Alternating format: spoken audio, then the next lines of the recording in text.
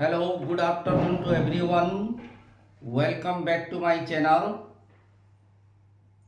Today we shall discuss factors affecting price elasticity of demand.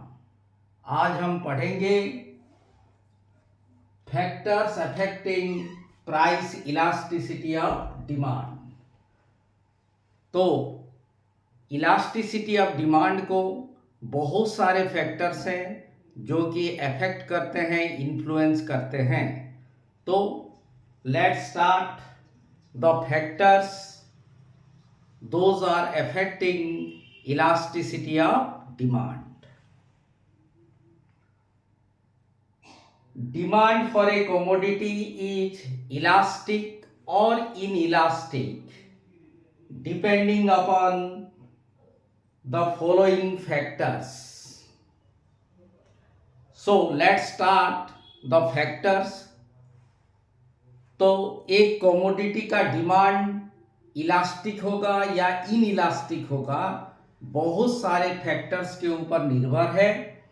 तो let us start the factors. तो first factors है nature of commodity. ED of a commodity, ED means elasticity of demand of a commodity is affected by its nature. Nature of commodity के ऊपर elasticity of demand निर्भर है. In case of necessary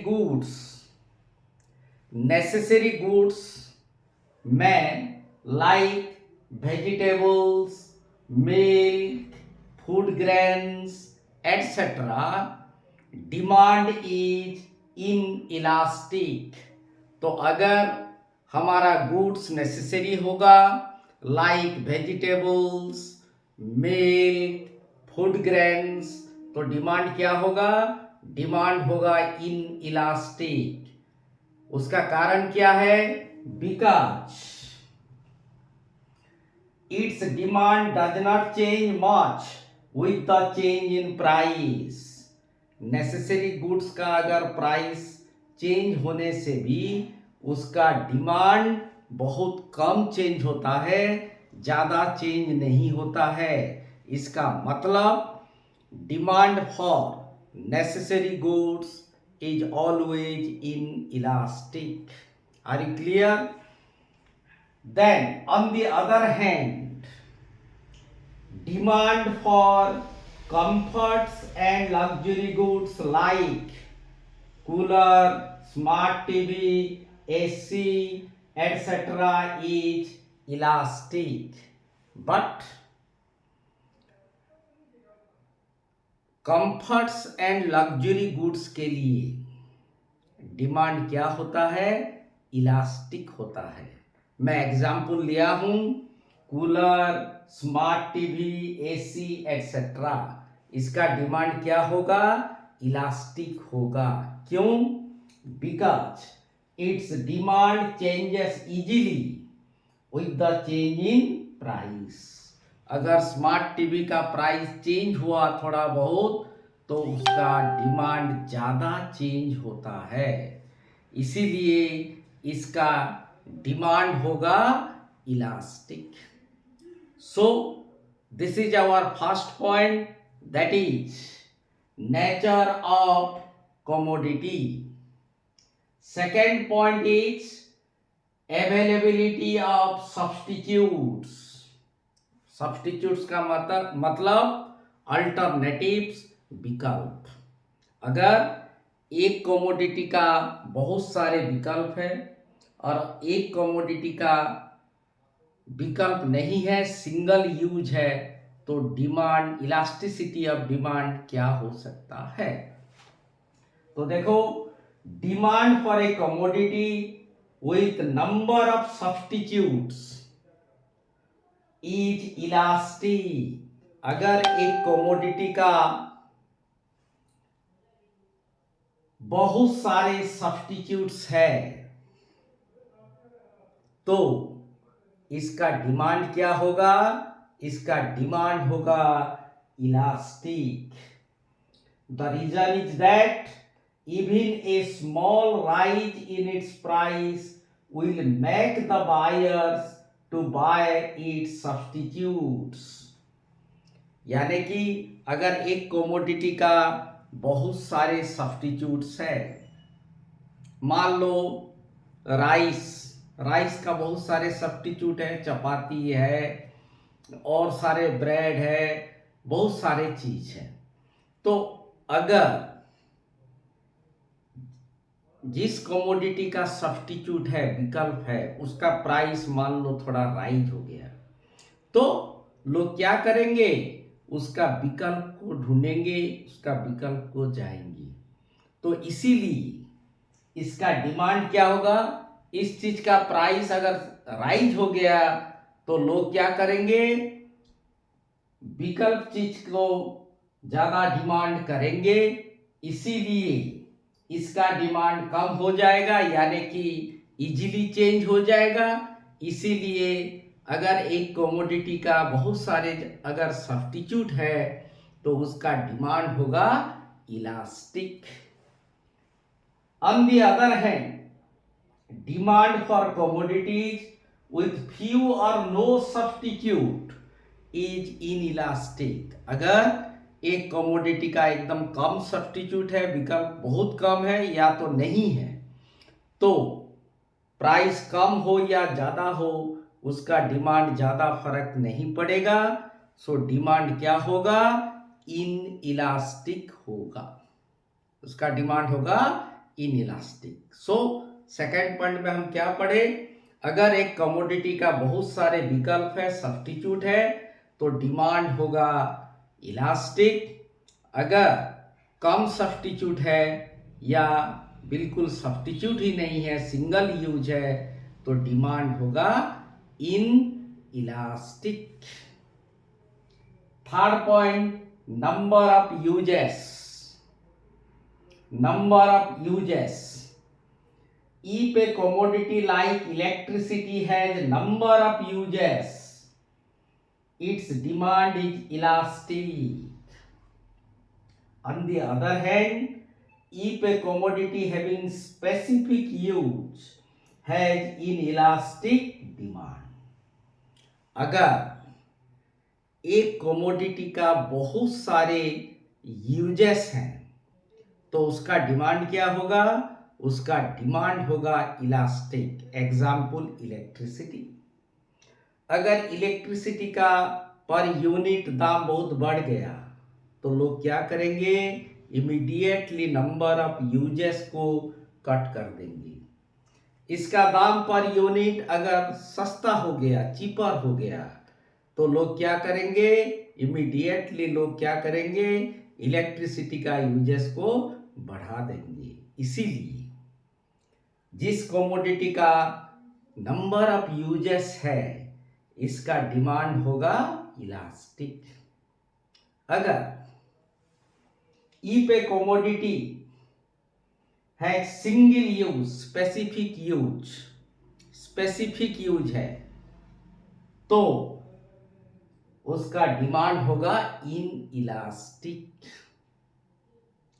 क्यों, ये specific use में, specific जगह में use होगा, प्राइस चेंज हो या ना हो, डिमांड में ज्यादा कुछ परिवर्तन नहीं होगा। So demand will be in elastic. Fourth one is habits. If consumers are habituated to some commodities, demand for such commodities will be inelastic। अगर consumers are habituated to some commodities, अगर एक consumer का habit है cigarette पीने का, तो इसका price बढ़ जाने से डिमांड में ज्यादा कुछ परिवर्तन नहीं होगा, क्योंकि वो हैबिचुएटेड है टू स्मोक सिगारेट। तो अगर consumers are habituated to some goods, तो प्राइस चेंज होने से भी उसका डिमांड में ज्यादा परिवर्तन नहीं आएगा, इसीलिए उसका डिमांड क्या होगा, in elastic, because the consumers will use those commodity even if their prices go up. However, if consumers are not habituated to some commodities, demand for such goods will be elastic. अगर हमारा consumers habituated नहीं है, किसी भी चीज के ऊपर habituated नहीं है, तो उसका प्राइस को देख के वो लोग खरीदेंगे। प्राइस ज्यादा है तो कम खरीदेंगे, कम है तो ज्यादा खरीदेंगे। तो नेचुरली अगर हैबिचुएटेड नहीं है तो डिमांड क्या रहेगा, elasticity of demand will be elastic. Are you clear? Then come to 5 number points. Postponement. What is postpone? किसी भी चीज का कंजम्पशन को हम अगर डिले कर सकते हैं, अभी नहीं कंज्यूम करके बाद में कंज्यूम कर सकते हैं, उसको बोलते हैं पोस्टपोनमेंट।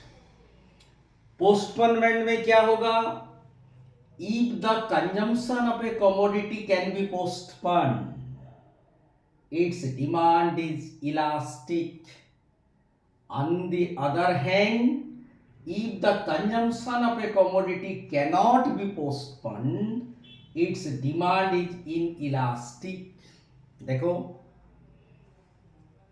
एक कमोडिटी का कंजम्पशन को अगर हम डिले कर सकते हैं, अभी नहीं कंज्यूम करने से भी चलेगा, बाद में कंजम्पशन करने से चलेगा, यानी कि उसका प्राइस को देख के हम कंज्यूम करेंगे, क्योंकि we are not bound, we can postpone.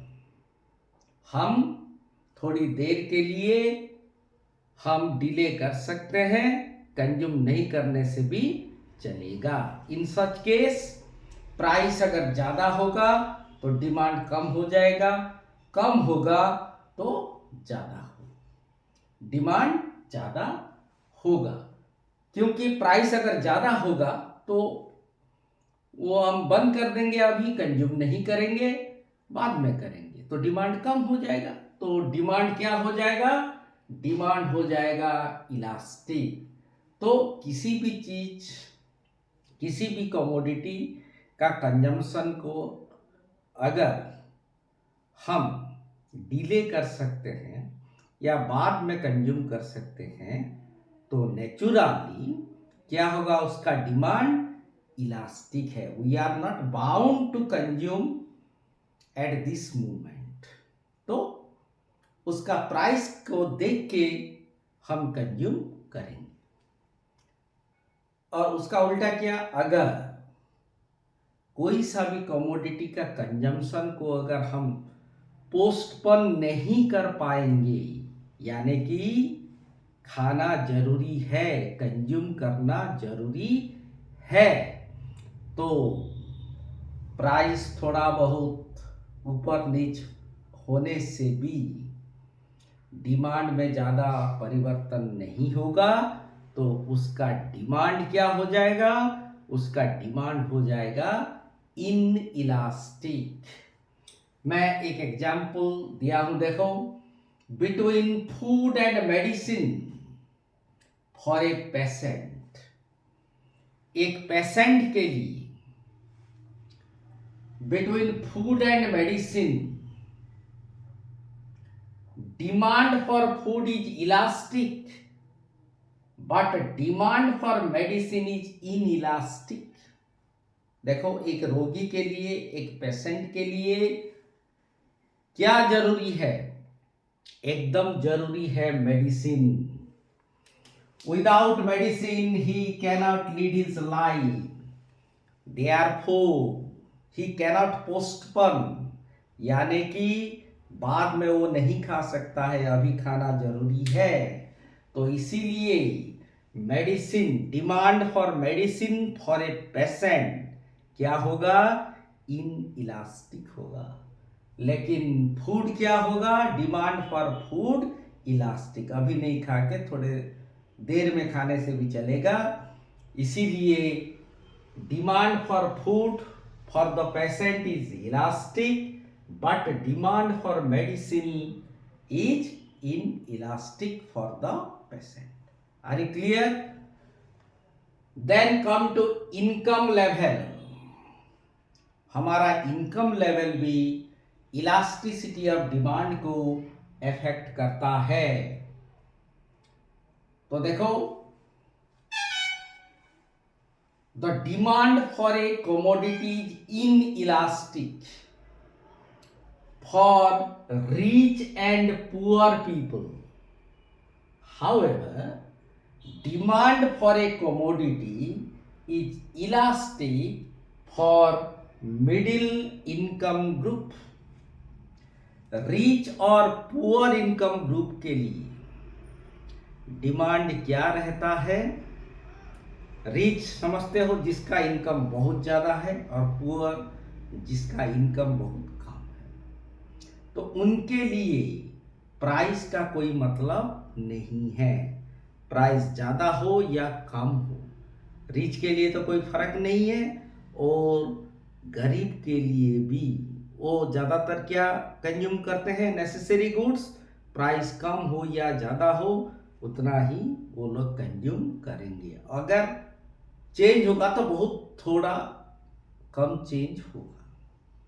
इसीलिए demand for commodities in elastic for rich and poor people. Rich और पुअर पीपुल के लिए, जिसका इनकम बहुत ज़्यादा और जिसका इनकम बहुत कम, उनके लिए प्राइस का मायने कुछ नहीं है। इसीलिए डिमांड ज़्यादा चेंज नहीं होता है। सो demand will be what, in elastic. लेकिन मिडिल क्लास लोगों के लिए, वो लोग हमेशा प्राइस को देखते हैं। अगर प्राइस ज़्यादा है तो डिमांड कम, प्राइस कम है तो डिमांड ज़्यादा, क्योंकि वो लोग मिडिल क्लास हैं। तो मिडिल क्लास इनकम ग्रुप के लिए डिमांड क्या हो जाएगा, इलास्टिक होगा। Come to the next point, price level. Price level also affects price elasticity of demand. ये भी हमारा इलास्टिसिटी ऑफ डिमांड को अफेक्ट करता है। तो देखो, demand for high and low priced commodities is in elastic. High price commodity and low price commodity का demand क्या रहेगा, इनइलास्टिक रहेगा। क्यों?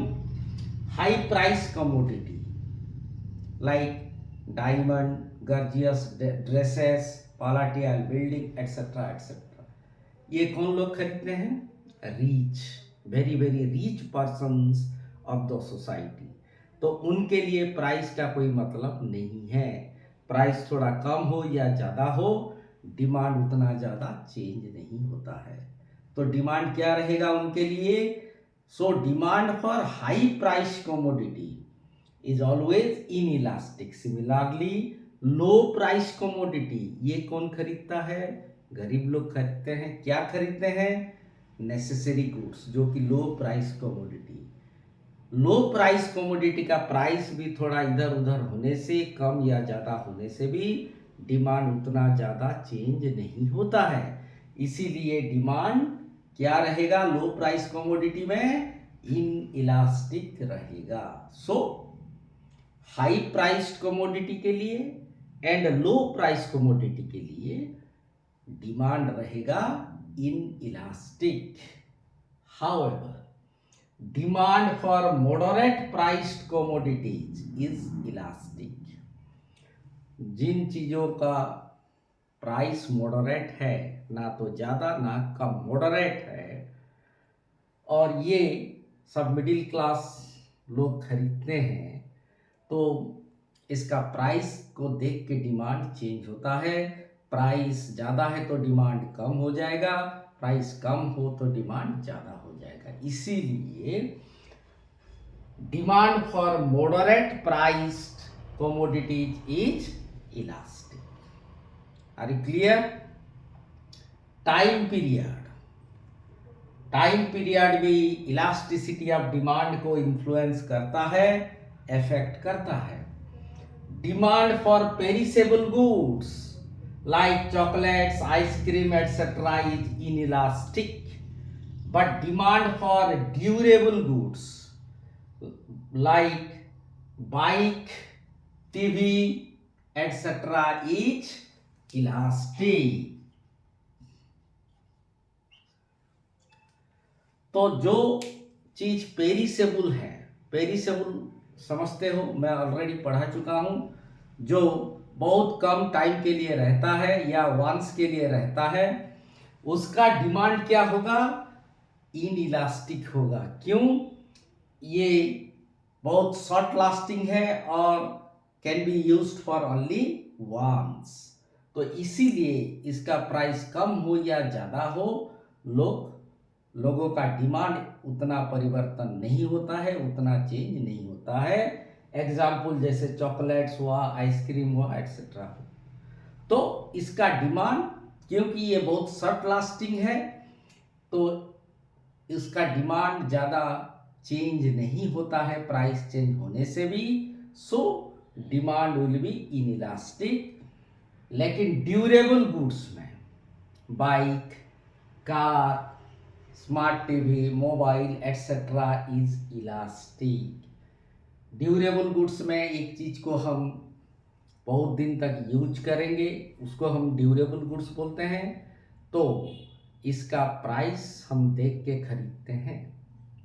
अगर मोबाइल का प्राइस बहुत गिर गया तो डिमांड अचानक बढ़ जाएगा, मोबाइल का प्राइस बढ़ गया तो डिमांड कम हो जाएगा।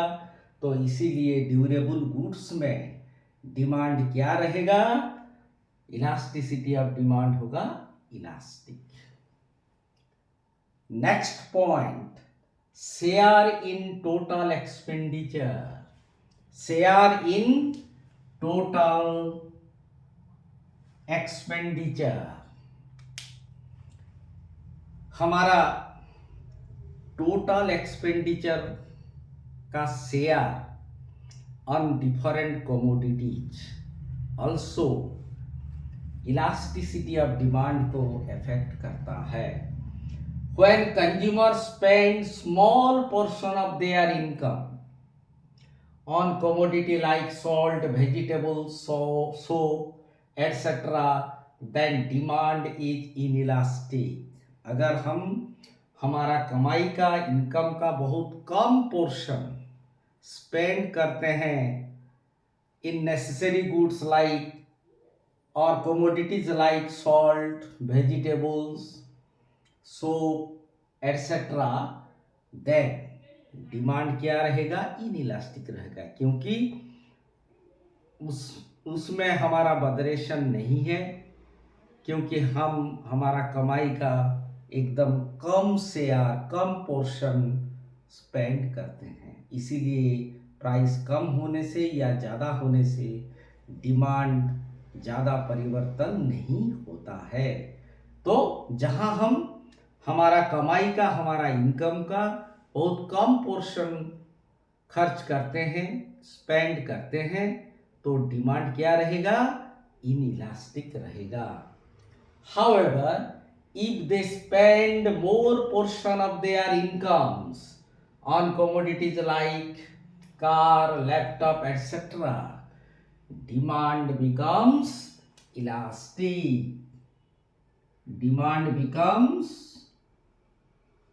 elastic. अगर हम हमारा कमाई का ज़्यादा पोर्शन स्पेंड करते हैं on commodities like car, laptop, तो हमको देखना पड़ता है उसका प्राइस। अगर कार का प्राइस ज़्यादा बढ़ गया तो डिमांड कम हो जाएगा, कम हो गया प्राइस कार का बोलने से डिमांड बढ़ जाएगा। तो हम जहां हमारा कमाई का ज़्यादा पोर्शन खर्च करते हैं, that is our main concern, main botheration. तो वहाँ हम प्राइस को देख के डिमांड चेंज करते हैं।